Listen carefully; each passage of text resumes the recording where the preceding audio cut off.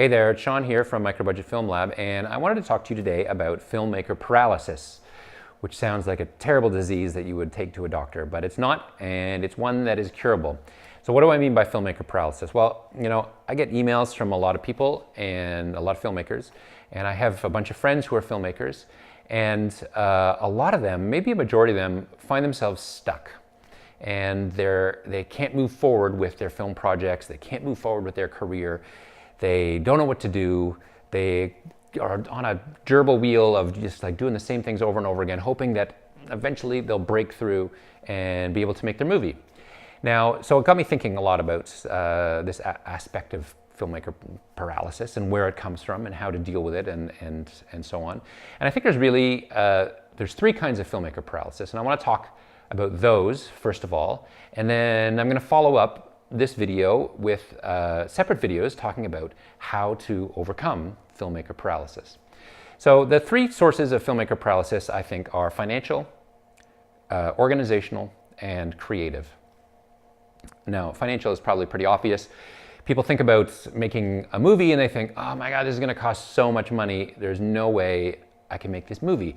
And they have this imagining of having to mortgage their house to get $500,000, if your house is worth that, and hundreds of thousands of dollars, and getting the money together. Or they're trying to get financiers on board. They're talking to bankers, they talk to their uncle who's a dentist and their aunt who's a chiropractor and try to get money out of them, and they never want to give them money for their crazy film idea.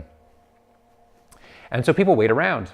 They wait around hoping that it'll happen somehow. Maybe they go to film festivals and try to meet people at parties, which of course, the real people who have money aren't hanging out at the parties you're hanging out at. They're at private parties talking to other people who are on the same level as they are. So it's very hard to find people in that way. And so people never move forward. They feel like they never have the money to move forward. And that's a difficult hurdle to overcome, but it is overcomable. It is something that you can overcome. Let's talk about the second one, organizational. Organizational paralysis comes from the fact people say, well, sure, I can make a movie. I could scrape together, between me and my friends, I could scrape together a few $1,000s and I could shoot a movie or whatever. But oh my God, there's so much to do to make a movie. There's an incredible number of details.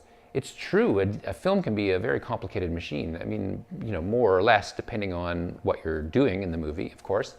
But almost always it is a pretty complicated thing. And people can think, well, how am I going to do this on my own? I can't do this. And so they don't do it. So instead they spend the money and they take a holiday, or they buy something that they need for the house or the kids or the car or what have you. And they don't make their movie. So they end up paralyzed by this fear of these organizational details that will overwhelm you,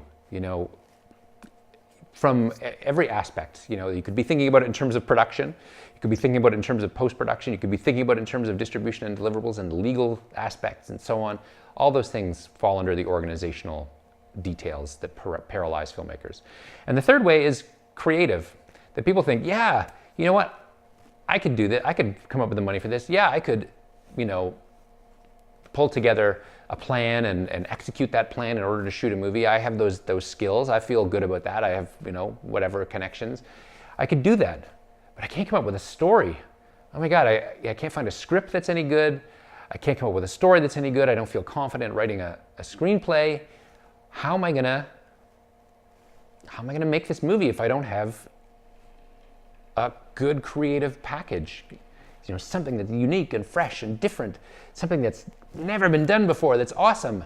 How am I going to do that? And so they get creative paralysis. People, the number of people who finish writing a screenplay compared to the number of people who start writing a screenplay is probably 1%.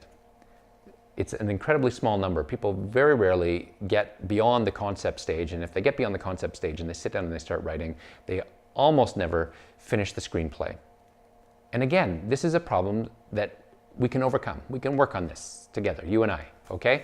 It's a possibility. So you may be feeling paralysis right now, but don't worry, there are ways to work around this paralysis. I'm going to talk about it in future videos, but just know if you are in one of those boats that it can be done, and you can make a feature film, and you can make a feature film for very little money and without having a giant Hollywood machine behind you to organize it.